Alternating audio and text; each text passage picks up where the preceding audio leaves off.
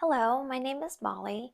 I want to do a quick video about what energy is in a spiritual sense when we're talking about all these um, spiritual practices and, energy flow and energy work and all these things. What are people talking about when they talk about energy? So I would say that everything is energy, right? Everything is created from you should say it's like a vibration and a source of something, right? Now, I'm not going to go into what the source of everything is, maybe at a later video, but just this basic idea that we each emit like an energy or frequency. People say, I can't remember how many feet that it goes out, but I think it's funny with social distancing now that the idea is that we have auras and energy that goes out for a certain amount of space. And then as your spiritual practice grows, perhaps that energy from yourself goes further. As far as there's no limit here. So one of the most simple, I think, ideas of understanding this concept is if someone came into the room, or if you walked into a room and someone was, maybe doing dishes or something, and their back was to you and you had no conversation, but they were just furious. They were just completely irate about something, and you hadn't spoken to them. You have no way of knowing, right? Like for even a visual way, maybe they're just standing there fine, moving around doing dishes, and you just know that they're angry. You know something's wrong, okay? That would be like an energetic exchange, okay? Or if perhaps you were ever out in a grocery store or some public place and there's someone that there's no reason by looking at them that you would think there was something wrong or off. There's just this feeling that you got about the person that you just don't want to be around them. Or perhaps you are very drawn to a person for no real reason. There's just something about them that pulls you towards them or repels you away.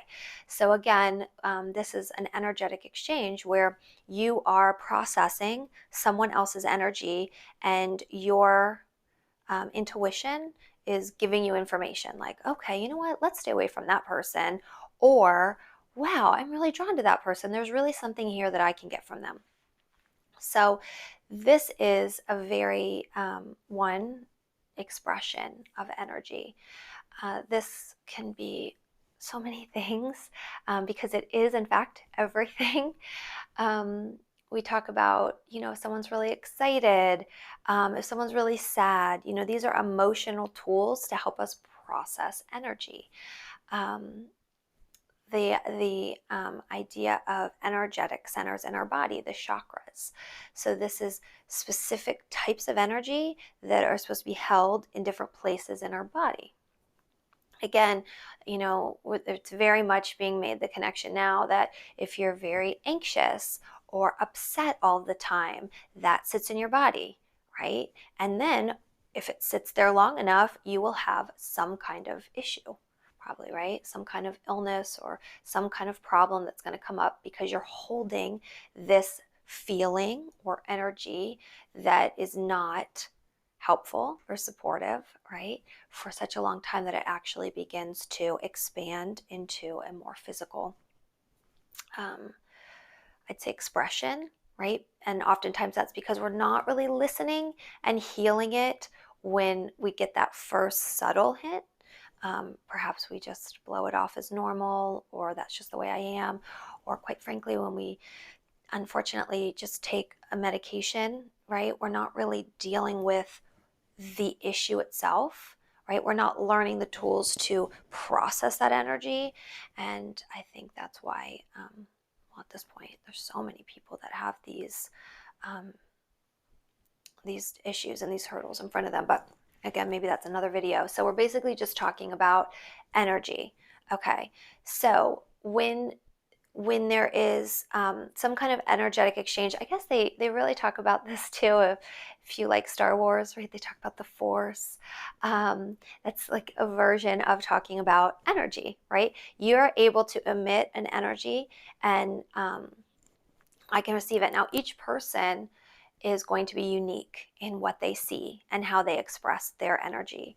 That's literally unique to everyone. Now you can have commonalities and things and maybe understand, what someone else is saying or feeling or doing, but that is still, you're going to have your own unique understanding of what you're experiencing. That's for each of us. So when people say this is how it is, that's ridiculous, because each of us is going to have our unique way of doing it. So you want to kind of be mindful of that when a lot of people are teaching these spiritual energy works. I know a lot of these things work for a lot of people, but even the people that practice and teach it, they're each going to have their unique way of doing things, right? So I know one of the common things, I'll talk about energy work a little bit here, is to feel things in your hands. A lot of people, they say that the healer's touch, right? So I know I've had a variety of feelings that I feel in my hands when I'm going through things. Sometimes it'll be my palms, my fingers will burn. They get so hot that it literally feels like I, have put them near a fire. I've also had tingling. Okay. I've had, actually, I'm very physical, so I will feel a lot of things in my body. Like if someone else is really anxious and sick, I will feel that. If someone's having trouble breathing or feeling stifled in a situation, I will feel that. So I'm very physical in what I experience. I also feel a lot off of plants, water even, which years ago I would have thought was completely ridiculous. But I do. I feel off of everything, and I'm very physical. So for me, if someone's hurting, I want to touch them, I want to hold them, I want to make them feel better. That's part of my nature. I know a lot of people experience that as well, but there's other people that, they really enjoy stones. That's so popular right now, right? Crystals and stones and the energy, right? The vibration that comes off of these things. A lot of people feel it in their hands, and some people, they don't.